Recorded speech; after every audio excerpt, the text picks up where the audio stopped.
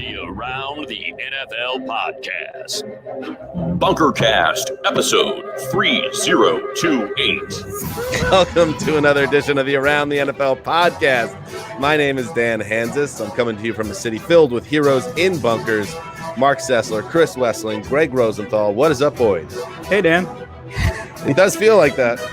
Yes, it does.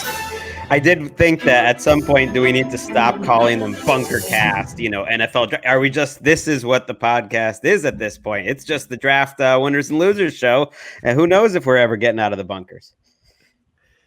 We better be getting out of the bunkers. I think this is about 28.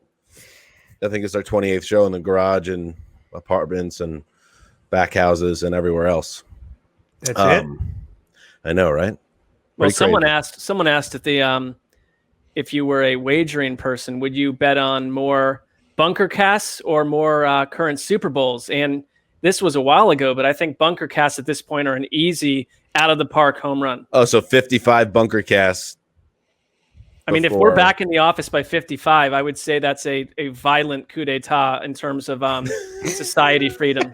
I always love when violent coup d'etat finds its way in sentences that you would never expect. Am I wrong now? I mean, you see us being back there in 23 episodes? I don't. Or Oh, no. Hell no. No. Hell no. We got out the guillotine and took care of coronavirus. Just right. The revolution off with the head. I'm still, I think about sometimes if I left any food on my desk, what's going on in that place? Because that's so true. I'd occasionally leave an apple and orange inside the desk. I mean, those things are a rotting corpse at this point. when we left, and again, we have so much to get to. The draft is in the books, and we're going to share our winners and losers from the 2020 NFL draft. When this began, just like everybody else in the world, that hit everybody by surprise. I didn't know when I walked out of that office that we might not ever go back in. So I have a great thermos that I had in the podcast studio that I almost thought about, can I get into the building to get it? And then I was told the key cards have been deactivated. So Great. all right. Everything's fine. Yeah, the world's great. Yes, we're excited to go through everything else that happened in the virtual draft. We are coming off our late Thursday night show where we gave you all the round one breakdown. And now we're going to spin through our thoughts and analysis on rounds 2 through 7 and all that good stuff. You guys feeling good? What's your Greg, what's a big picture takeaway from what we lived through the last 3 days as football fans and the football industry in general? I mean, I really enjoyed it. Maybe it was just because I haven't had any sports to watch. I mean, I guess I'm just very average in that way that, Emeka, my wife, commented to me. She's like, I can't remember you watching and getting us into the draft, since we've been together. It's probably the last time I watched it at home, which was 2005. I just needed some sporting events. So I enjoyed it. Today, I don't know these day three guys. Day three's what is Tough it? sitch. Yeah, it's fine. But I liked it. It was a fun draft. All right. So as we do every year in this Saturday evening show, we go through the winners and losers, and let's get it going then. This will be fun. Wes, I want you to kick us off. Give us a winner. Let's start positive before we start taking our shots. I'm going to do a tag team. Two AFC West players. Drew Lock, quarterback of the Broncos, and Josh Jacobs, running back of the Raiders. And I'll start with the latter. Jacobs played with a quarterback who didn't really test anyone downfield last year, and I'm sure saw a lot of stacked boxes. Now you add, let me see these names here. Lynn Bowden, who to me, when I read about him, seems like a new era Josh Cribbs, former quarterback who's physical. You can use him all over the offense. You can use him in the return game. I'm sure he'll be their jet sweep kind of guy. Henry Ruggs, the fastest player in the draft. And then Brian Edwards, another big wide receiver. You got a lot more weapons. That was the big weakness in this offense last year. And I think Josh Jacobs will see a lot more room to run. He was so impressive last year. And I believe should have won the Rookie of the Year award. And then the Broncos, just every problem they had on offense, they fixed it. And I thought the cherry on top was getting Lloyd Cushenberry, the center in the third round, who a lot of guys thought was a plug-and-play starter right off the bat. Mark's favorite guy. Love Made it to the Cushenberry. Mark. Had him at 32 to the Chiefs in my mock. I mean, that went south, but not for Denver. I think Derek Carr, you could throw him in there too for a winner. I mean, what an offseason he ended up having. The Tom Brady, drama or rumors were clearly annoying to him for a while. But in the end, the results are what matters. And as Dan's pointed out, I think Mariota is about as good of an option as he could have had behind him for a guy that he should be able to beat out. He knows John Gruden's offense much better, and I think he's more talented than Mariota. And then you spend the whole start of the draft, giving him more weapons, more options, more flavors. Bowden sounds like they announced him as a running back, that he's going to be like a joker running back. You get 2 speedsters. The question I think with Carr is, can he hit Henry Ruggs deep? He's always been such a conservative type of quarterback who doesn't take deep shots. And it's almost like, okay, we're giving you these deep speed threats. We're giving you as much as we can. It's a nice offensive line. Like, go show it to us this year. This is your year, Derek Carr. We've probably said this before, but it really does feel like he has to play better this year than he did a year ago, I think, to keep that job. And their defense not as improved. And so this is going to have to be an offense first team, which is what they were last year too, when they were winning games. It helps Carr a little bit that there's equal suspicion that Marcus Mariota could hit anyone deep on an accurate basis also. Dan, getting your shots on Elway now. Look at this offense. We'll see who's laughing next year when he parachutes into Green Bay, snatches Aaron Rodgers away from the Packers, and installs him as the quarterback of this Broncos offense next year. Listen, that's the only thing he's proven he can do is poach an obvious legend and then get the last drops of goodness out of him. And listen, I at one point Trey Wingo almost fell over himself talking about how unbelievable this Broncos draft was, and it does look good on paper. But we'll see how it goes. I'm just saying it's been a rough stretch for John Elway since Super Bowl 50, and he's going to need some results this year. I'll concede that, but I think, even people who are skeptical of the Broncos have to look at the difference in this roster from last year. Yeah, I think they have to love it. I think what they haven't, you said fixed all their problems. I mean, their offensive line made some progress last year. It's been bad since John Elway's been there, and it still might be bad. So that could be a problem for them. And the backup quarterback isn't going to change unless Elway was lying. I mean, I read these quotes from Elway that said, we brought in Driscoll to be our backup. He's a backup quarterback in this league, and Drew Lock is our starter. And so that part of it is not going to change unless that was just some sort of smoke screen. They believe in Drew Lock. They do. Yeah, but really do. Why believe in Driscoll? When Driscoll's your quarterback, it means your days of winning are over, even if it's just for a game or two. Like, he's not a winner. He's not going to carry you to wins. It just doesn't happen. Let's just listen to Trey Wingo. It has been an unbelievable draft for the Denver Broncos, and let's not even add Lloyd Cushenberry and McKelvin Agim, the defensive tackle out of Arkansas. Unbelievable what the Denver Broncos are doing. He's a snake charmer is what he is. I mean, he's also into like hour 7 of live television. I'm sure, not every comment is being. Listen, I am not taking Broncos down the Broncos draft. It seems like they did a good job, but the bar is so low for Elway to clear to be seen as a genius in this league. That's all. Well, it's funny. And you Broncos fans are going to come after me again in my mentions, and it happens a lot. But I'm just pointing out the obvious that it's like anything he does, he gets a benefit of the doubt, it seems. It looks great, but I have noticed over the years, and I am the first person who does this. Whoever drafts a bunch of offensive skill players, everyone says they had a good draft. Because that's like the players, and it's just like, oh, you can just imagine them coming to the team, and that is what the Broncos did, and it looks great on paper. And Wes, we talked about it at the combine. I like Elway. He reminds me. I think about my childhood, and he's one of the great quarterbacks of our youth. But we'll see what happens. Good luck to the Broncos. They're not. I think your stance on this is fair. It certainly helped Elway that, not only was he a legend, but he came in and dominated that division for years.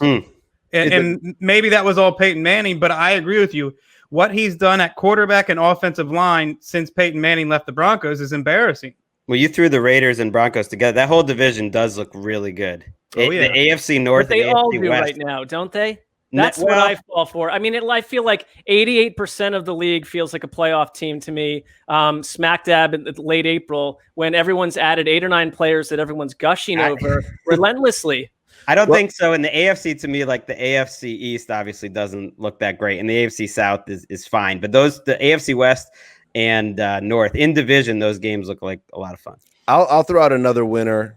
I'll stick in the AFC West since we have a theme here. People who want to see the ceiling of a Mahomes-Reed offense. This is fun. I mean, you take in the first round this Clyde Edwards-Helaire kid who we talked about on Thursday night. That Wes, how did you describe him or see him comped as Priest Holmes? Was that what it was? Some kind of mixture of Darren Sproles and Priest Holmes. Priest Holmes was the comp on television by multiple people too. Reed comped him to Brian Westbrook. Said he liked him better than Brian Westbrook. Yeah. And then the Brett Veach, who Greg, speaking of putting respect on people's names, I know you respect him now. It wasn't always that way.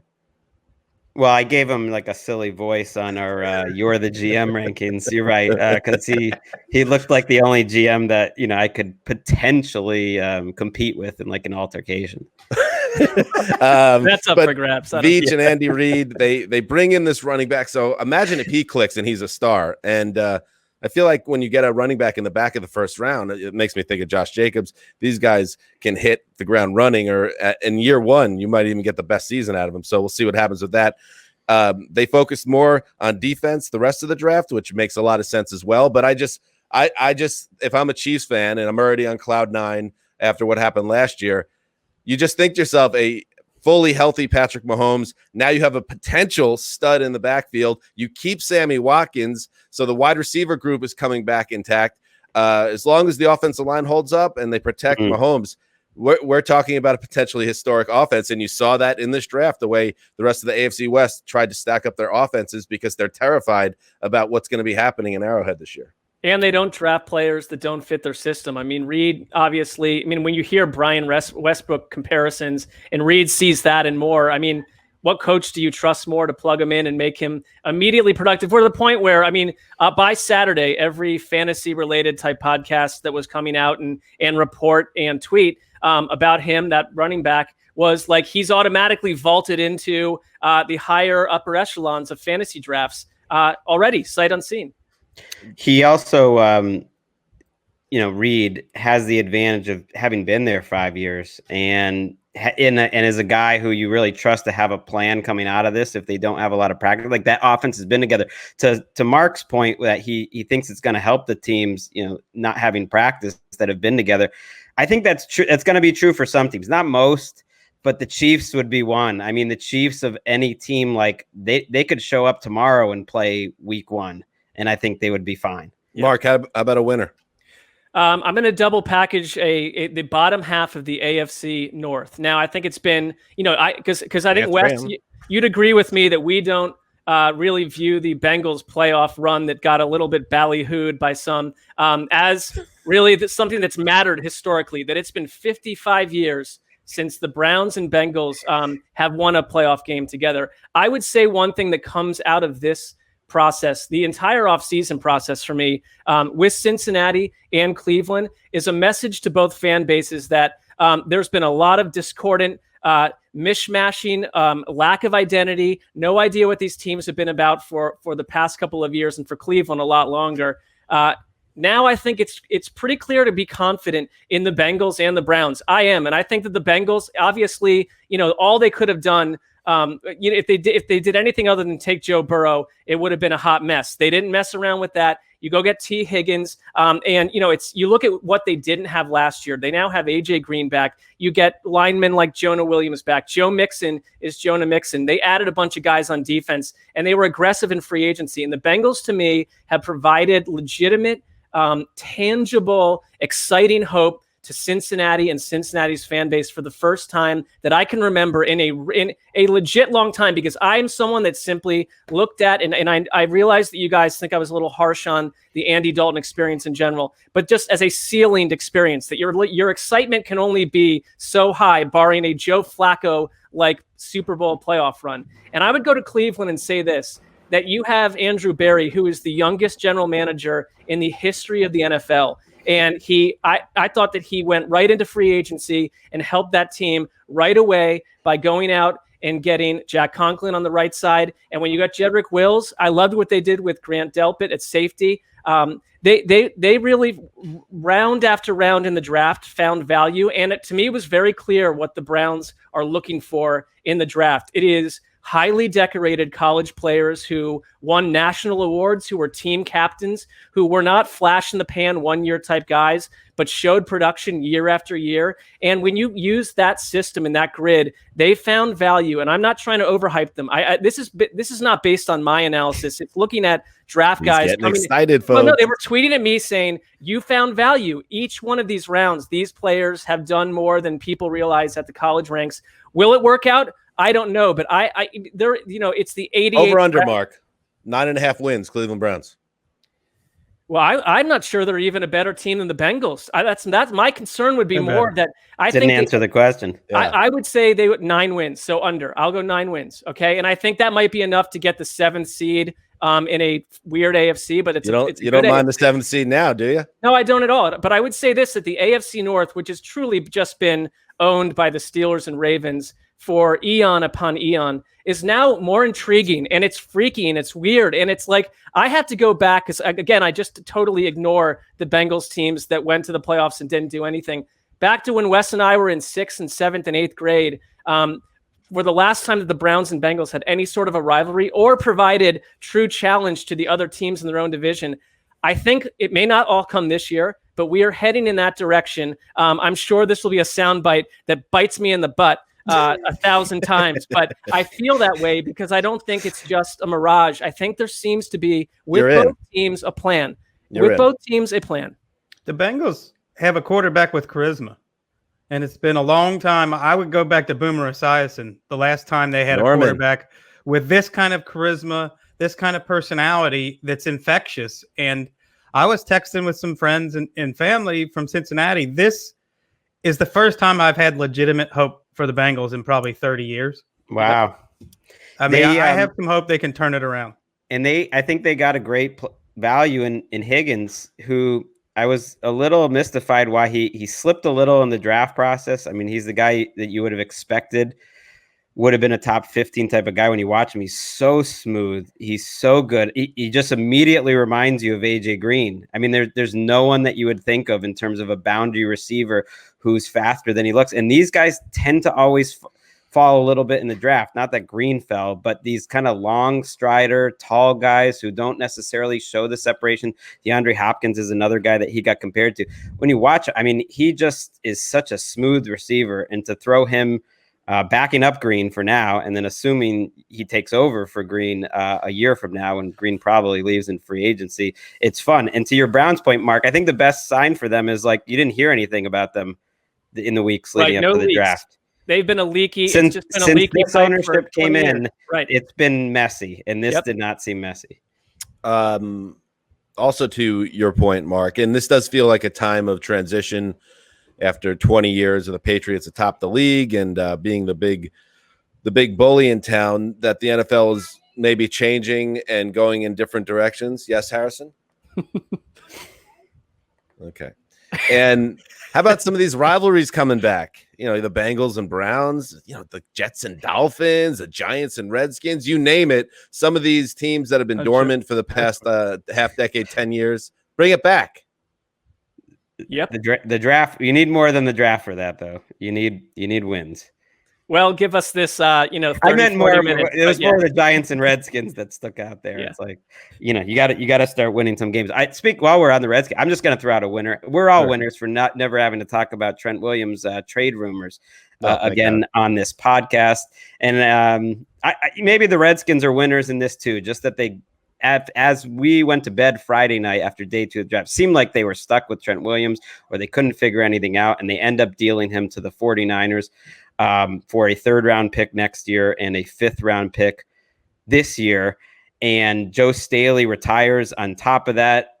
as good as it is for us, and it's good for the Redskins to just kind of solve a problem issue, it's even better for the 49ers. I mean, Trent Williams is a nasty player. He couldn't fit in better with the team that loves to be bullies. Because when I think Trent Williams, I think he's going to have a decent chance at the Hall of Fame someday. You think of him as just kind of the bully, like the meanest left tackle there is. That if you just picked one that's the most physically imposing, that's him. And he's got some injury issues, and that's a risk. But he hasn't played in like 2 years. Right. And but for the 49ers to be able to plug him in when their left tackle the last 14 years retires, and they knew he was going to retire, that's pretty seamless, and that's pretty great. Jimmy G's a big winner. It was a very real possibility that Tom Brady could have taken his job again, and it didn't happen. They made the decision to stay with him. Now he gets a potential Hall of Fame left tackle with a huge chip on his shoulder, who replaces a guy Staley, who was excellent, but was getting older and obviously ready to walk away from the game. So when the dust cleared since Super Bowl 54, things worked out pretty well for Jimmy G. Well, go ahead, Mark. No, I was going to say it was Mike Shanahan that drafted Trent Williams, and and that the Kyle Shanahan was there too. Kyle was there, and the Shanahan Daniel Snyder ending was far from pretty. But as Peter Schrager noted on Twitter, maybe in this time where we're all being very challenged, we're learning to get along a little better because Daniel Snyder and Kyle Shanahan were the people that put this deal together. So anything is possible in 2020. Wes, how about this? A loser connected to this. Again, all the football team builders for not having the GM app. Yeah, absolutely. This is a Hall of Fame level left tackle with prime years remaining. This thing drags out for almost a year, or feels like a decade. And the end of the day, it's a 5th rounder in the current draft and a 3rd rounder next year. I mean, you're telling me, and I understand it was messy and there was all sorts of layers to this. I think he's going to ask for more money too. I think that's a big part of it, is he wants to get a big new contract. Okay. But I guess, I don't know, maybe if this was handled better, and the Redskins, if you want to give them a lollipop for just getting this off their plate, that's fine. But I mean, if that ends up being, so they lose the player who refused to play with him. And then when you couldn't even maximize him in a trade, I know you're kind of cut down at the knees a little bit when the guy is saying, I'll never play for you again. But 3rd and a 5th, if I'm a Redskins fan, I was thinking I'm at least getting a 2nd rounder out of this. Well, the environment was terrible too, because a bunch of tackle needy teams filled that need. And the 49ers considered it. They thought about trading up, and I do wonder if they wanted Mekhi Becton, because to me that is the type of guy that they would have wanted, and then they stopped trying to trade up at that point. But the problem is Ron Rivera is paying the Bruce Allen tax. It's like Ron Rivera comes in. He's inheriting a situation he had nothing to do with, but he's having to pay the tax of what Bruce Allen left him. Wes, winner or loser? Oh, I was going to say 49ers also clear $7 million in cap space, get draft picks for Matt Breida and Marquise Goodwin, and find homes for 2 players who were no longer needed anymore on that roster. Good job by them.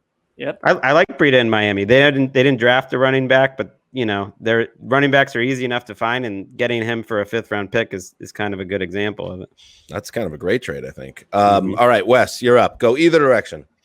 I'm going to say loser, AFC Super Bowl hopefuls not named Ravens or Chiefs. Sorry. I mean, you're just left behind. I guess everyone. They don't exist. They're left behind. The Chiefs, I mean, good luck stopping that offense. And then the Ravens add one of the fastest slot receiver prospects. They had a couple linemen, another deep threat receiver, and J.K. Dobbins, who I love hearing from college football fans who watch these guys every week and have followed them for years. My brother Phil at the Combine a couple of years ago said, J.K. Dobbins, watch out for this guy. Like, out of all the Ohio State running backs, I love him. Spice Rack loves him, thought he was a great pick for the Ravens. And then on the flip side, I have Georgia fans from Tybee who thought Swift was incredibly overrated, the guy the Lions drafted in the 2nd round, and was not nearly as good as any of the running backs they've had there in Georgia. I loved Swift. When I watched him, he kind of looked like the guy to me that popped off as the most talented guy in the draft, like complete sharp cuts, super explosive. It didn't surprise me that lack of explosiveness is what everyone said to me. I mean, like the sharp, sudden movement. It didn't surprise me that DJ had Swift ranked, considerably higher than any running back in this draft, just because he's the type of guy. that I think the NFL's drafted in the top 15 or 20. And I love the way he moved. Dobbins seemed like a much safer and a great pick. Like, Spice Rack compared him to Emmitt Smith, and he's the type of guy who has a lot of the subtleties. You can see him setting people up. Like if you get him, block him 4 yards, he'll get you 8, and he just seemed like a pro. And it's not good news for your boy Mark Ingram, though, who's not going to be the lead rusher, you would think, there anymore, Mark. Well, I think that if they run a similar type of offense to last year, Mark Ingram still is a big role. But you're right. There's multiple backs, and you're always going to, team building wise, favor the less expensive younger guy. Mark Sessler, winner, loser? Well, I would go Panthers. I thought I liked their draft a lot. And I think if you come out of this and they're one of only 5 or 6 teams in the last, 60, 70 years to draft all defense. And first team to draft at least 7 players all defense since the 85 Browns. Yeah, I mean, it's so it's a statement. I think they went in knowing what they needed to do, and I don't disagree with that assessment. There's a lot of pieces on offense, and they didn't move Curtis Samuel, so they've still got those parts. But you get Derek Brown. I guess some people like Darren Brown more than others, but he fits for them. Yetur Gross-Matos, who a lot of people thought would go in the first round, they got at a value spot. Jeremy Chin at safety, a lot of people also thought could have gone earlier than he did. So for me, I mean, these are names, and they got them at good spots, and they got value in each round. But Matt Rule, first-time coach, and I think Matt Rule also has a distinct advantage in this draft specifically. Having anyone coming from the college ranks, they may be at a bit of a disadvantage learning the NFL process, but they talked about the fact that he just had a visual eyes-on library on so many more college players than your average pro coach who is learning the college guys coming out of the combine. They've got to cram for 40, 50 days. And Matt Rule has been game planning for some of these guys for so long and fell in love with some of them and knew their strengths and weaknesses. So that's one advantage for a first-year coach. And I thought the Panthers were organized. I don't know what the future with Marty Herney is at GM. I don't know if that's a pairing that will live forever, but he didn't get in the way. It seemed like Matt Rule was in control and got what he wanted. And so for the Panthers, in general, I kind of like the experimental nature and the rebuilding project going on in Carolina. I'm keeping my eyes on it, and good draft.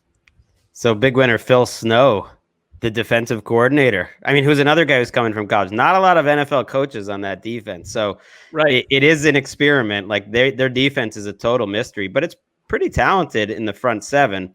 They have no one in their secondary. I mean, it's maybe the worst secondary in the league. So if the idea that like the Dolphins and the Patriots are like, oh, let's build from the back to the front, they're the opposite, at least right now. Well, and they said they wanted to build from the front. That also could say we don't have much of a choice because you can't draft 12 secondary players all in 2 days. So sometimes I feel like when teams, and the Panthers obviously did it to the extreme, it feels like a little showy and overcorrective steering sometimes to go completely in one side of the ball in a draft. Is that? I think it's like luck though that it happened that way. I bet if it didn't fall, I'm not. Trust me, I'm not like they didn't burying even the scout Panthers. offensive players. Yeah, I'm not burying the Panthers or anything. If that's just how the draft board fell, but it almost makes it seem like our offense is fine. It's the defense. As long as Rule can coach up this D, everything's going to be okay. Well, we'll see.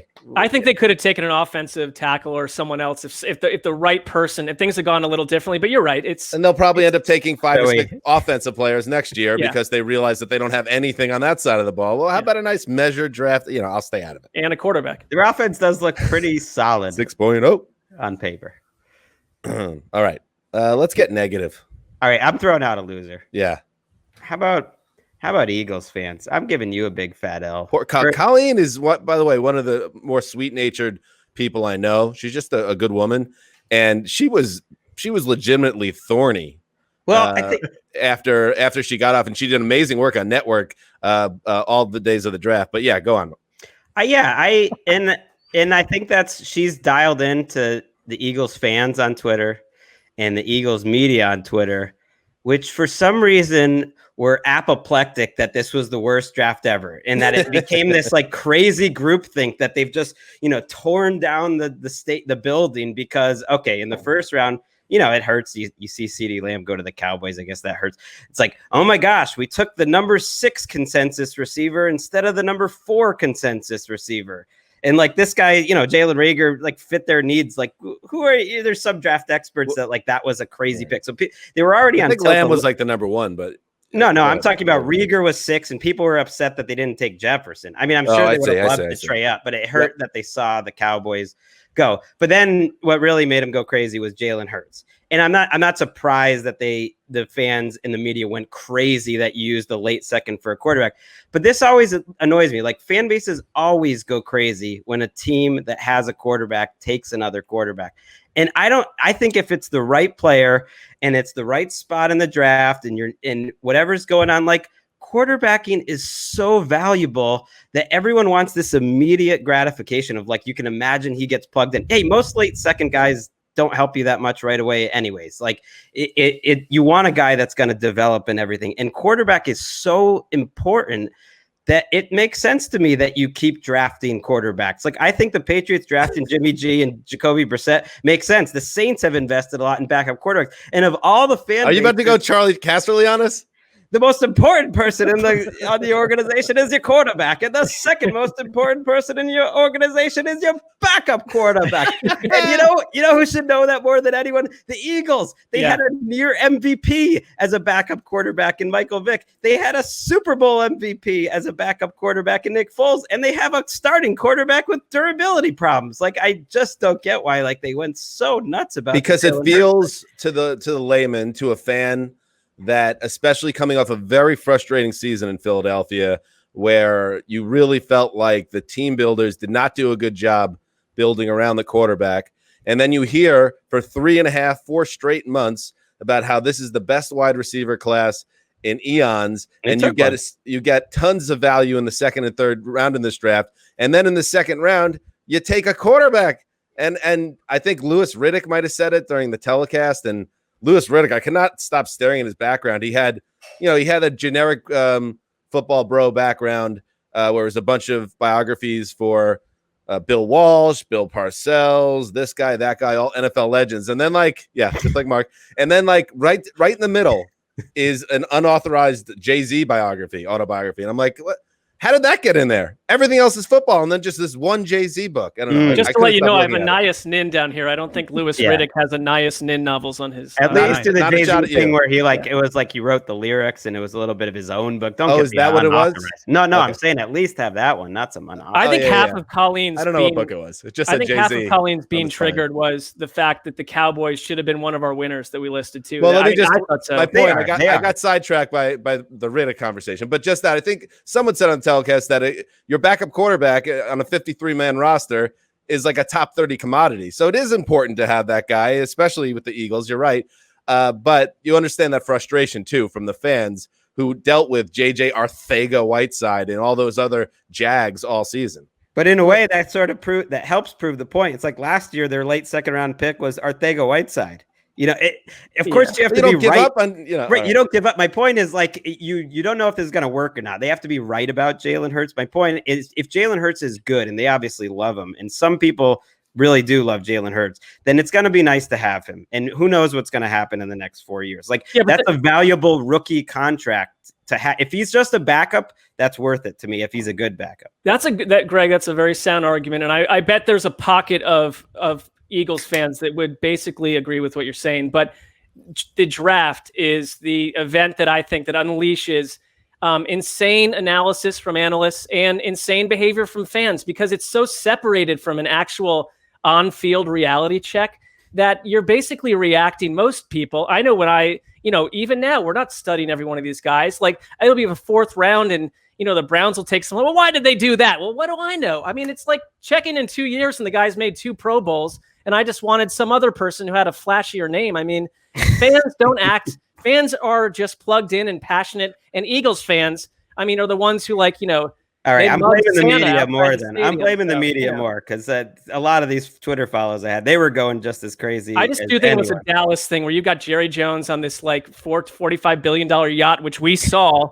at the Super Bowl and down in South Beach, that the Cowboys kind of nailed this thing, or at least did what makes you think that was a good draft. We'll see what happens, but it's a flashy, exciting, marketable draft, and the Eagles went southward on that front for a lot of their fans. You know that saying, if you start listening to your fans, you'll be sitting in the stands with them? Mhm. I read the origin story for that the other day, and it's really interesting. It comes from Bulls analyst Johnny Reg Kerr from the 1980 draft when the Bulls and Lakers had a coin flip for Magic Johnson. And the Bulls listened to their fans who said, vote tails. And they went tails, and it turned up heads, and they lost Magic Johnson to the Lakers. I mean, how do you vote tails anyway? You always vote heads. I don't know. What a disgrace. Tails never fails. I often vote tails. Apparently it does. I go tails. I go tails. So I kind of had Carson Wentz as a loser in this, but your logic is sound, Greg. I think that Aaron Rodgers is a loser here. We talked about the Jordan Love angle of it all and the eye of the tiger talk. But then I'm looking at, and again, the fans, just like Eagles fans, clamoring, give us more wide receiver options. Give us somebody. And this is what their draft was. QB in round 1, running back A.J. Dillon out of Boston College in round 2. Who's not a receiving threat, who's just like an old school pounder. Between the tackle type. pounder. Yeah. They took a tight end in round 3 in a draft class that is not good in the tight end department. Maybe this Josiah DeGuara becomes something, but we'll see. An inside linebacker, a guard, a center, a tackle, a safety, and a defensive end. Yeah, you want to talk about thumbing your nose at the fans. Not what they were doing, but it could feel that way because they didn't take a wide receiver in like 9 or 10 picks. And then the Milwaukee Journal-Sentinel reports that the Packers are moving toward a, quote, run-oriented attack this upcoming season. You know who's under attack? Aaron Rodgers. Please get me somebody inside that compound, wherever he is. I want to know what this guy's really thinking right now, because over the course of the weekend, they give you no new options to throw to. They draft your replacement. And there's a report leaking that they're not even going to make you. You're not even going to be involved in a pass-first offense when you're Aaron Rodgers. What a three! This is Aaron Rodgers' worst draft since he was sitting in that green room for 3 hours in 2005. Kyle Shanahan beat LaFleur, his old pupil, so bad in the playoffs and so thoroughly that now LaFleur wants his identity to be Kyle Shanahan's identity.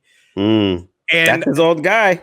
Yeah, DeGuara to me sounds like sort of a bigger Kyle Juszczyk, a fullback tight end kind of hybrid who, I mean, when you read about him, who drafts a fullback in the 3rd round, but it looks like he can play every special teams you want. Fullback, tight end, downfield threat. So that'll be an interesting one. And then to get that big back, he came from Tennessee, LaFleur. He was the offensive coordinator for Derrick Henry. So that'll be interesting. I think to springboard off of yours, another loser is Aaron Jones dynasty owners in fantasy football. You got 20 touchdowns out of that guy last year. You're never getting close to that again. Man, A.J. Dillon, who is the running back, some people just couldn't see it. Mike Renner, who I think does a really good job at PFF, he's their main draft guy. Just thought if he didn't think there was any chance Renner could make it happen. Now, obviously, the Packers aren't. It's like Brian Gutekunst is good at his job, and he totally disagrees. But here's a guy who is 250 pounds and doesn't like run over anybody, and it's going to take a while to like get him going. And you don't see a lot of those guys at that height succeed. You're right, Dan. It was a bad draft. Maybe. There's not many receivers out there either. I tried to look for some free agents, like maybe there would be someone, unless they went Antonio Brown. It's tough. And Seth Wickersham, he's exhausted that well in New England. Green Bay's the place to go now because in one draft, think about how difficult potentially the relationship is for Matt LaFleur now, who now probably if he ever had Aaron Rodgers as an ally, and we didn't hear anything of like real distrust between them, but he's going to think he was involved with this. So LaFleur has to deal with that as well. We'll see what happens. It feels like it was a traumatic draft for the Packers, and I don't know if they're better or not. I don't know. We'll see. I mean, maybe this is like his Al Pacino in the first Godfather moment where he pulls the gun out in the Italian restaurant and suddenly goes from squeaky, whiny voice Al Pacino to something closer to the Al Pacino we know today. I don't understand why that actor for LaFleur? Yeah, Matt LaFleur. He's like, he was like, as he was. I know what you're saying, Mark. Well, he was described by Dan's dad as a boy with a beard. I mean, so at some point he's going to say, "I'm the flower." You called him the the flower. flower doesn't suggest that And you you're can connect totally the dots neutral here. either. We met the guy last March. Nice guy. A bit of a soft-spoken guy. You wonder if he has the metal for this, because this could be tricky. Last year looked like Gutekunst's draft, and this year looks like LaFleur's draft. Just the imprints that they seem to have on it. To Gutekunst's credit, it's like he's deserved a little benefit of the doubt. He's been on a pretty big winning streak since he took over that job. That's fair. And Matt LaFleur for that matter. They went 12-4 and got to the NFC title. 13-3. Can I give you a quick last laugh? Can I give you a quick off the field loser? Yeah, let's do that. I mean, these two items were, the draft is long, and it's you gotta make sure you're eating the right food and drinking the right stuff to keep your body going, so you're not just fading away. Because day 3 feels to me like you're walking across the Nevada death plains. I mean, it's a long journey. Day 3. Those But Nevada death plains. So, let me tell you 2 things that brought me immense joy. I think it's in Mojave. Well, that's fair. I don't know why they need to name them, but how about this? Overly assuming girlfriends who really struggled during this draft, and I mean, this was right in our wheelhouse, Dan, and the rest of us. Are you referring to the CD Lamb incident? CD Lamb. I mean, everyone's seen it at this point. CD Lamb, and you've all had this experience in your life where, and it may be for no guilt associated reason, but the girl goes and he had his girlfriend, I assume it's his girlfriend, sitting next to him. And he had multiple phones, and he's on the phone, dealing with people left and right. And he had a second phone on his lap, and the girlfriend just sort of audaciously grabbed it. I don't know what she was thinking she was going to do. And, he just wrestled it, immediately looked at her, wrestled the phone out of her hand. And then suddenly, the screen doesn't move and it's locked on her, and you don't see her face, but she suddenly turns to the rest of the room, and you're thinking, and I assume she's a very nice person, but she is probably history on the Lamb family tree scenario. And then the second one, and this might have even, the Lamb one got more play, but this one picked up steam. Isaiah Wilson, the offensive tackle drafted by the Titans, they had a close shot on him, and he was hunched in his couch, big dude, and he's crying when the pick came in. And obviously, I mean, it was a real moment for him. And his girlfriend, she just sort of slowly puts her arms around him and wants to she puts her head right in frame, tilts her head so that we all see her face, and she's not moving. And it's a deep 1, 2, 3 count, and she's not leaving. We can't even see him. We can only see her face. It's her moment. Right. It's her moment. What's going on here? And then suddenly you see a hand come in screen right and just kind of grab her, and you say, you get out of this frame right now. And I mean, presumably they said it was his mom or aggressively pulling her. And then she's resisting, and this woman is just yanking her out of frame, and she gets up kind of wobbly and violently and is thrown off the screen. And then suddenly a parade of others come in, and I thought, this is the coolest thing I've seen all weekend. And these girlfriends, you gotta play this moment well. I've never been a girlfriend, so I don't know what the mentality there is, but you got to be more savvy than that. Dare to dream, Mark. That's all. Never too late. I'm going to jump off that because it's a similar realm. Just the idea of these cameras being set up in the living rooms, and it just makes you think, because everyone's watching the same thing, and you're watching all the analysis, everybody chiming in with their thoughts, and when Jake Fromm is falling down the draft board. Especially when we get into the mid to late rounds and they're looking for what's the big story. Oh, who's the quarterback that hasn't been taken yet that people thought was going to go? Jake Fromm from State Farm, he was hearing the same conversation over and over again about how bad his combine performance was, and how he had a noodle arm, and he was a guy that there's a reason why he hasn't been taken yet, because he's not an NFL quarterback. And eventually he goes to the Bills, and good for him, because don't tell Bills fans, but that's not a bad place to go. And guess what? It's like, that's tough. He's sitting on a couch with all the closest people in his life, and you're just like staring at a screen, and you're already in a bad mood. And then you have like Daniel Jeremiah saying that you have a noodle arm, and it's like, oh, this is good for my self-esteem. I don't know. That's a loser for me. What would the equivalent be if you were being critiqued in front of your family on a couch, Dan, or any of us, a host or a podcaster, blogger type person? What is the equivalent of a noodle arm? I'm not sure. I don't know, but you guys saw me in an uncomfortable situation yesterday. Yes, you handled really well. You did a nice job. Do we get into that? Yeah. Well, my beautiful wife had the great idea. It was a great idea to assemble all like my closest friends on both sides of the coast for a semi-surprise Zoom conversation. And it happened, the second round of the draft had started. It was like 5:00. And I come in to the living room when I get summoned to come in. And then I see all of you guys. I see Colleen, Gonzo, Henry, all the, Erica, Jet, all the people I love on the West Coast, but then all my New York friends. And it was just like kind of like a mashup that left me, deeply uncomfortable. And Emily thought it was going to like turn into this thing where it was like being at a party where not everybody would know each other, but we would all be connected in some way, and then everybody would get along and it would become a great old time. But you could be hiding in the kitchen in that scenario. Yeah. But I could not, it wasn't going to happen. I just couldn't get comfortable. So I ended it after about 10 minutes and my wife was dumbfounded. But I stand by my decision. But you guys seem to get a kick out of my decision to essentially end my own birthday party. I thought Greg had some incredible commentary during it because he could sort of see, and I think we all know, everyone on the call knows you well enough to know that, number one, Emily put a lot of work into it, and that it was awesome. I wrote her back. I said, awesome wife points. You did it. You put a lot of effort into that thing. And so it's nothing to do with Emily, but we all know that Dan's sort of social comfort zone and mores would not suggest that would have been where you're, Greg picked up on it and made a couple of comments that I couldn't help but laughing.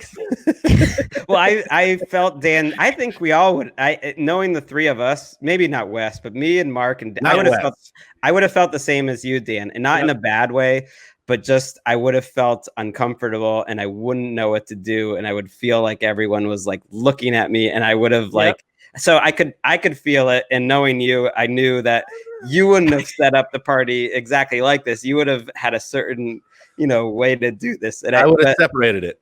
Yeah, you would. I did. Yeah. So everyone understood, but it was still funny to see you like multiple times aggressively trying to shut it down. And it was only it only lasted like 8 or 9 minutes.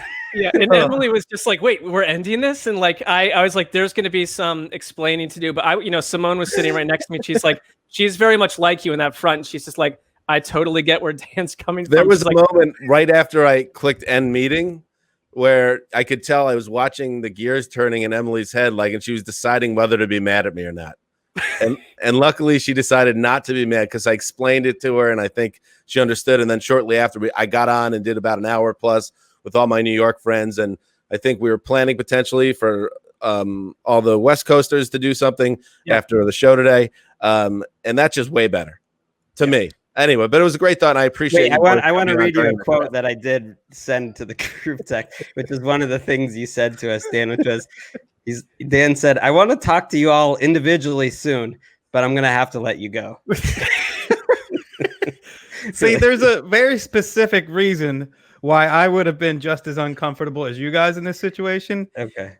If you put all of those people in the same building, I wouldn't be uncomfortable at all. But the technology does not exist where side conversations can happen on Zoom. Right. So everybody's just waiting their turn, and half the people don't know each other. Dan had to do all the talking too. He had to finesse and talk to there were 16, 17 boxes of people. And it's like, "How are you doing, Sally? Good to see you, Sally." I'm so happy it's over. All right, let's get back on track. Here, while we're kind of off football, and I do have a couple quick football ones, but while you were talking DJ, I think I'm not just kissing up. I think Daniel Jeremiah is a big winner. I know he's taken some heat on this podcast, but you put him. Not only is this the highest rated draft of all time, but it's the only one where I've never watched the ESPN draft because I just happen to, I always watch NFL Network. And I'm sure there's a lot of people that normally watch ESPN that this time they get exposed to the NFL Network one. And it's the mashup of all the analysts and the experts. And I don't think I'm biased. DJ's better than everyone. So I agree with that. I feel like ESPN is watching that, and I feel like everyone's watching that, and I can't be and I'm sure some people would disagree. Yeah, but just what DJ needs, more job offers. I think, right, exactly. I think there's be a lot of people, including inside of our industry, that will look at that and go, DJ was the best one on that screen. Well, I could see DJ suddenly getting vaulted into this eternal Monday Night Football conversation at some point. I mean, he honestly, he's great at it. He prepared for it. And every time they threw it to him, he nailed it. And Right. and he also, the problem is, although we have this so-called feud with him, he's too nice to truly have a problem No, with. you're Like, on the fence as usual, Sessler. The feud is genuinely the, feud like is the podcast. He's a terrible podcaster. We don't need to get past that. we don't know about that. But We don't know about that. He's got to start one for us to know that. Right, but in terms of doing this, it was great. No, he did it. He did a very fine job. And I was trying to explain to Emily, actually, she's like, so how's this different than other years? And I was like, well, actually, NFL Network does their own draft coverage and ESPN does their own draft coverage. And she was like, that's pretty weird. And then I thought about it too. I was like, that is pretty weird that there's competing draft coverages of the same event, but that's always how it's been. And it changed this year. Well, ESPN thought the same thing when NFL Network started their coverage. But it ended up being kind of like a big hit for NFL Network. Guess what? NFL Network does have Daniel Jeremiah, and they will have him, hopefully, God willing, next April as well. All right. You want to do some like kind of quick hitters? Yeah. All right. Go ahead, Wes. Quick hitter winner, Handsome Hank. Since I've known him, he's been a fan of the most boring team in the NFL. They haven't always been the worst team, but they've lacked direction. They've been boring. They've been uninspiring. And this is it's so risky that it could all blow up, but they're finally interesting. The Miami Dolphins. The Miami Dolphins are finally interesting. Thank you, Dan.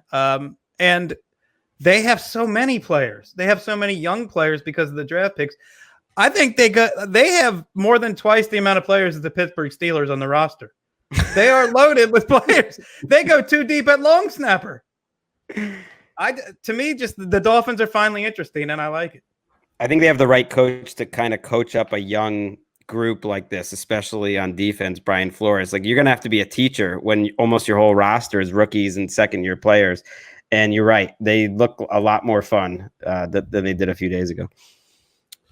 Mark, quick loser, and it's I think Greg was right. The more you hear about Yannick Ngakoue, that he had been a really model citizen for the Jaguars for a long time, but things have come to a head, and he wanted out. And while Trent Williams got moved out of town, Ngakoue is still in Jacksonville, and they've said, hey, we'd welcome him back with open arms, but it just feels like a pretty messy situation. And I think that in another world or in a different type of draft and with different needs and different players available, maybe someone would have made a play for him. We thought maybe Seattle would have been one of those guys. It's still possible to some degree, but it doesn't look good. It sounds like there were just no offers at all. GM app. Here's a loser, like mean-spirited / thoughtless takedowns of coaches and personnel men.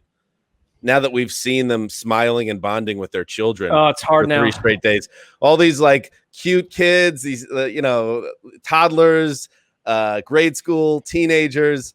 And then they come into the room with the wives, and they're sharing these bonding moments. Belichick's dog. It's kind of, even Belichick's dog was in the mix. It made you think Belichick was human. But like, can we really like take down Bob Quinn after seeing him high five his son and then hug his daughter after thinking he nailed a pick? I don't like this. It makes me feel, and I don't want to feel. Give me 6 months. Exactly. We need that. And then I'll throw out one more. Any potential attempt, not that I think it's happening, but of a Bill O'Brien image makeover, then I'm not this like mean, prickly guy that's impossible to work with.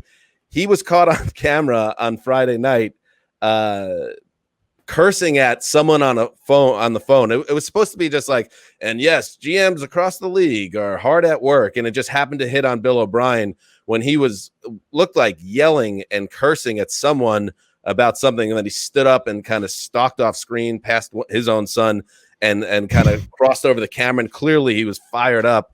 And then the great John McClain, who's been, covering football down there forever, tweeted moments later, Texans had a deal with Detroit for the 90th pick, but Lions backed out at last instant, and Bill O'Brien was furious. You could tell by his reaction on TV, and they selected an outside linebacker instead. So Bill O'Brien, who doesn't have the kindest reputation, seems like that was not great timing for him.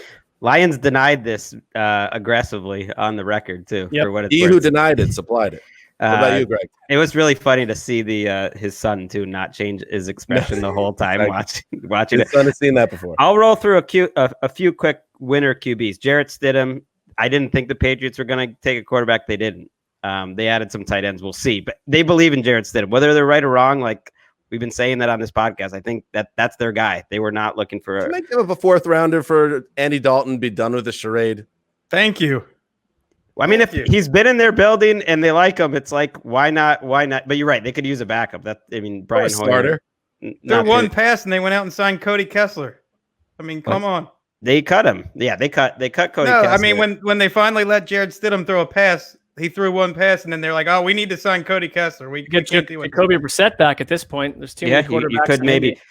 Phillip Rivers gets, Jonathan Taylor and Michael Pittman Jr. in the 2nd round. That offense is looking fun. I think that's a team that could compete for a Super Bowl West if things broke right. If the Ravens and Chiefs did not exist, I would agree with you. Right. They're playing from behind. And then Jared Goff, I like their 2nd round picks at running back and receiver too, especially Cam Akers, who was stuck in like a terrible situation at Florida State, which was a nightmare. But if you like the moves he makes, he reminded me a little bit of Devin Singletary, just a guy who's going to make you miss in a small corner.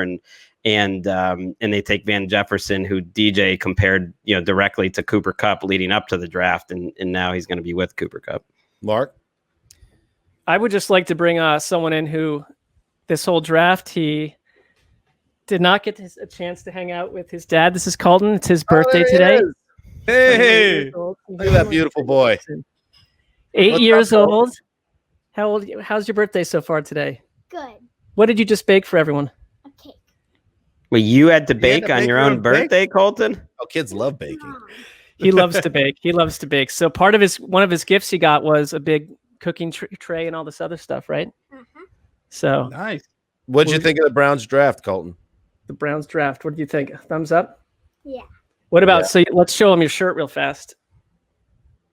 Ooh, he's wearing a Super Bowl champion Eagles. He is a big Eagles fan. So now we a lot of people were upset with the Eagles draft.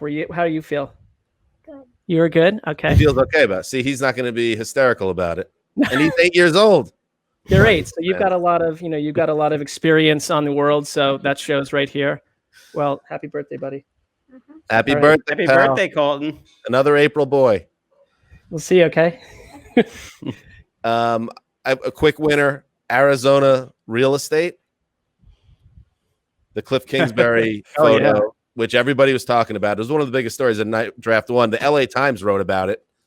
And there were some people who were like, oh, yeah, real estate. Yeah, it goes real far in Arizona. I bet he paid $300K for that place. And it's like, what? Well, guess what? Kingsbury dropped $4.45 million on the mansion last year. Yeah. A few months after joining the Cardinals on that 4-year contract. And here's the specs. Spanning over an acre in Paradise Valley, the 7,000 square foot home sits about 20 miles east of the team stadium in Glendale. It boasts 4 bedrooms and 5.5 bathrooms in 7,000 square feet, as well as an entertainer's backyard, complete with a swimming pool, pool house, and fire pit surrounded by patches of turf. Well, thank you, taxpayers of Texas, funding the $10 million, college coach at Texas A&M for however long he was there. It's like, and way to go. And speaking of Texas, my final winner, I was very happy with my New York Jets, who had a solid draft, and with Joe Douglas as the GM, it does feel like there's a grown-up in the room making decisions. I love the tackle they got in the first round, but then a savvy move, it turned out. He moved back in the second round, and everybody's screaming, draft Denzel Mims out of Baylor, Greg's boy, and he moved back. It's like, oh, he's going to miss out. He got Mims anyway after moving back about 10 spots, and then they filled in some needs later in the draft as well. It seems like a draft that could turn out well, and their 2 biggest, most important things they need to do was improve the offensive line. And they added 2 linemen, including the 11th overall pick. They desperately needed to replace Robbie Anderson, and now Mims enters the picture. And Mims, Perryman, and Crowder, maybe not the best wide receiver group in the world, but there's potential there. And I feel much better about the Jets' offense. We'll see if Adam Gase rooms it all, but we'll find out. And there's one other big winner, speaking of Texas. It is Bob Bates, DDS, retired. He is my father-in-law, and he joins us. First time ever on the Around the NFL podcast, and he is sporting his Baylor Bears Sick'em Bears. Yeah, Bob Bates, welcome to my father-in-law, Bob Bates. Welcome to the Around the NFL podcast. What a moment for you and I, for Denzel Mims and the New York Jets to be united. Hey, Dan, Chris, What's up, buddy? Greg, and Mark.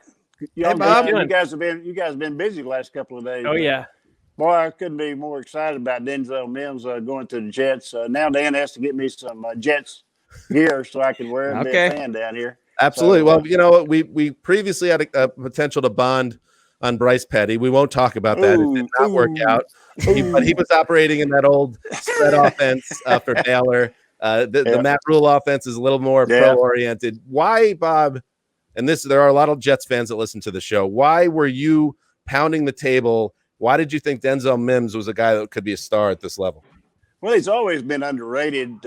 Even when he was in high school, he was a great high school player at Dangerfield High School in East Texas, and he wasn't highly recruited in Texas. And he went to a Baylor camp, and they got him. And make a long story short, he was like a 6'3" guy with 180 pounds, but he was a track star, a basketball star, and just they saw the athleticism, so they grabbed him. And the first year at Baylor, he did a little bit as a freshman. His sophomore year, he was a 1,000-yard receiver. His junior year, he had a broken hand nobody really knew about that kind of limited his productivity. And then his senior year, he had a great senior year and great Sugar Bowl. He had 5 catches. And then, of course, you guys have all been reported on his, how great he was at the Senior Bowl and the Combine. I mean, good grief, he ran a 4.38 or something like that and did all those other things well. And he's just tough, and he's a humble guy. He did all the right things at Baylor, never got in trouble, went to class, community service. He's just a good guy, and he's very humble. And I noticed one of the things that I thought was funny last night when he got picked, that one of the first things the commentator said was, well, he'll have to get over that Baylor offense or whatever. Well, I saw that.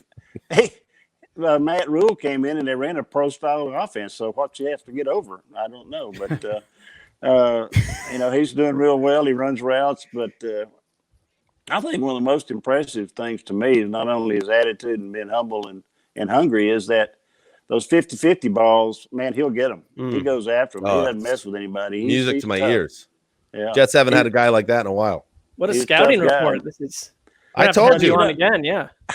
I told you Bob Bates knows what he's talking about. Well, I knew about Baylor. Baylor had a good day today besides Mims. They had some other players, James Lynch, Bravion Roy, and then Clay Johnston was picked. So because it did break your heart. It did break Bob's heart when Rule left. And, it did, but Rule did say when he came in, he was up front. He's never hidden the fact that he wanted to be an NFL coach. And he was up front about it, and we all knew it was a matter of time. But he did a great service for Baylor, and I think Baylor did a great service for him getting into the Big 12 where he could, have a national spotlight. But, I wish him nothing but the best. And, Bravion Roy from Baylor went to the Carolina Panthers today, so that'll be pretty cool to watch that too. So. Are you going to feel any pressure, though, when the fall comes? And I'm with you. I'm no expert. These GMs are obviously a lot smarter. I couldn't understand why Denzel Mims wouldn't have gone much earlier than 59 based on, the athleticism and the ball skills are outrageous. But are you going to feel a little pressure? This is now your guy, in the fall and next year, you're going to be synonymous with Denzel Mims. Oh, that's true. I'm not worried about that. I like it. He's gonna make Sam Darnold look good. All right. Well, that's fine with me, Bob. Maybe they can take down the Patriots. That would be nice. That's been about 2 decades overdue, to be honest with you, Bob. Well, all right. So this is thank you again, Bob. This gave me something. It was my birthday weekend, and when the pick came out, we had been clocking Denzel Mims for a while. So now that he's a Jet and will likely be a starter for them, all things cool. considered, a Pro Bowler. This could be very cool, and an All-Pro and a Hall of Famer. So, can I just say one thing to Chris? Congratulations on 3 fronts. One on beating the Big C, one on getting married to Lakeisha, and one on the baby coming along. We're all watching you and appreciate you. Thank you, Bob. That's very, very heartfelt, very genuine, and thank you. Appreciate it. You're welcome. And Bob, appreciate you guys. You're doing a great job. We love you. Thank you, Bob. Bob Bates is one of the best people I've ever known. I'm so happy to have him in my life. So thank you, Bob Bates, for everything, including your daughter. Thank you. All right, Bob Bates, DDS, retired from Texas. That was very good. That's the analysis I was looking for. Suddenly, Spice Rack, he's feeling a little disturbance in the force right now. Yeah. Speaking of which, should Spice Rack be a winner, or should Old McDonald be a winner? Forget not making the the list of Bob McGinn quarterbacks. Old McDonald is drafted, and he's a Tennessee Titan. There you go. You know what? When did he go? 5th round? 7th round. But even that I think was maybe a mild surprise. He goes to the Titans. That's a decent landing spot. Maybe Tannehill's a flash in the pan, and all of a sudden he's playing big snaps. And Spicy, a lot riding on that for Spicy. They've got a vacancy in that 2 spot after Mariota went to the Raiders. Mm-hmm. I got one more quick winner. Yeah. The tiny sliver of the Venn diagram that includes Patriots fans, special teams lovers, and people who like to watch dynasties burn. Okay. That sounds good. I mean, he got all these needs you have on offense. It's like, nah, we'll just take a bunch of linebackers who can play special teams. That's all we need. Well, they got a kicker, Wes. Are you not impressed with that pickup?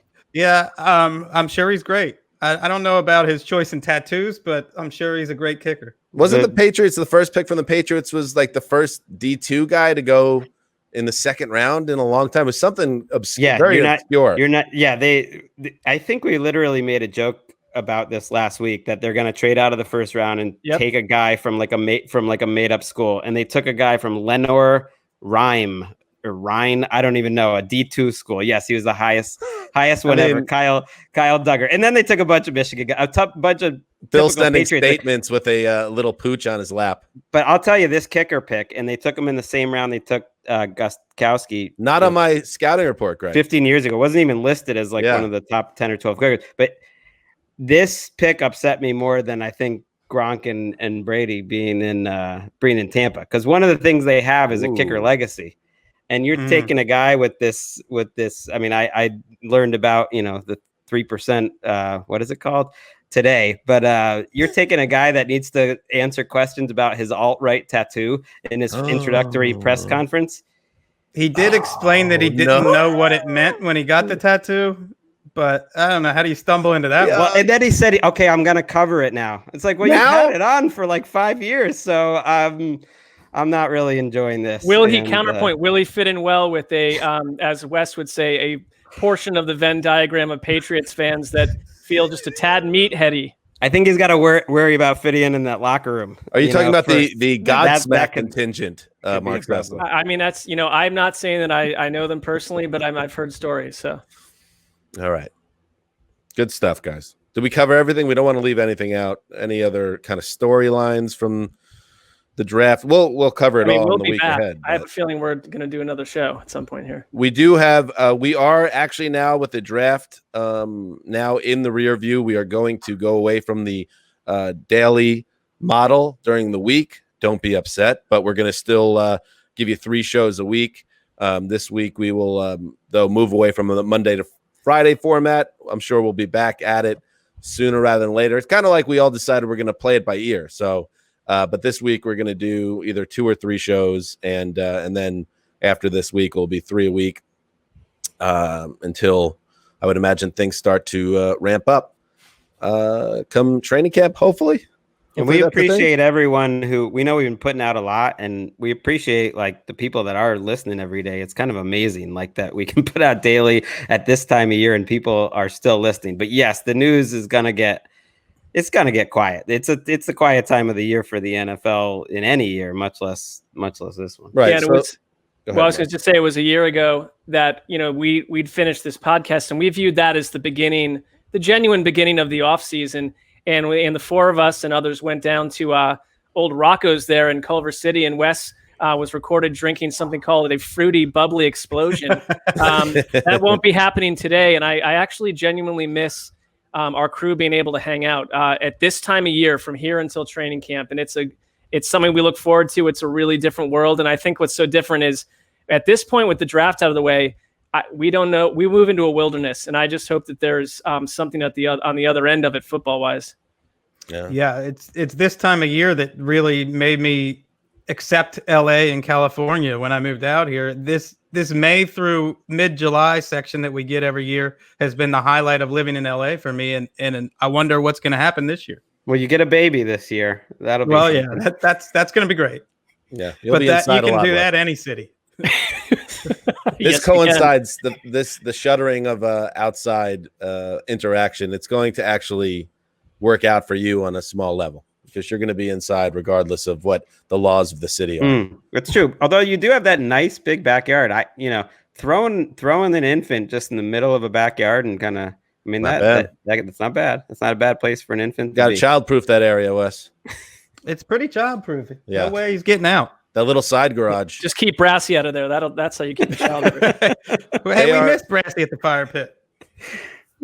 Oh, yeah, I miss all our old friends at NFL media. So lot. hopefully this all starts to inch its way back toward normality. And to be quite honest, doing 3 shows a week during this time of year, it was normal for us before. So we're sticking with what we've always done in the past. So thank you to everybody for listening. You are the best. We really appreciate you. And we will be back. I don't know, when do we come back? Tuesday, Wednesday? One of those days. You'll hear from us our next show.